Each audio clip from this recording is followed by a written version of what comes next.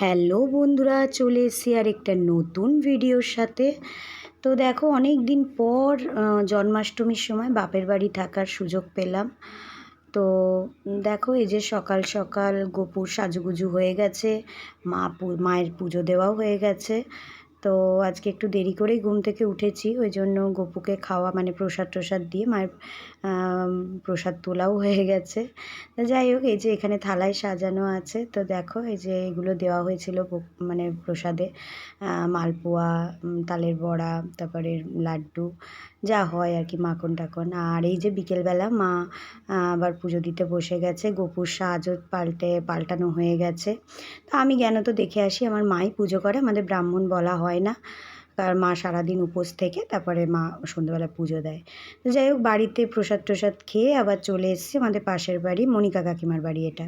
আমাদের পাড়ায় অনেকগুলো পুজো হয়, ওই জন্য লক্ষ্মী পুজো বা এই জন্মাষ্টমীতে না আমার পাড়াতে থাকতে খুব ভালো লাগে, কিন্তু হয়ে ওঠে না যাওয়া প্রতিবার। তো যাই হোক, এবছর থেকেছি, খুব মজা হলো সারাটা দিন। তো এই যে কাকিমার প্রসাদ করেছে। আর এইখানে হচ্ছে, তারপরে ওই মনিকা কাকিমার বাড়ি থেকে চলে এসেছি কাজল কাকিমার বাড়ি। তো এই যে কাজল কাকিমার বাড়িতেও পুজো হচ্ছে। তো যাই হোক, আজকে সারাদিনটা খুব ভালোভাবে কাটলো, খুব আনন্দে কাটলো। তো আজকে ভিডিওটা এখানেই শেষ করছি, আবার আসবো নেক্সট ভিডিও।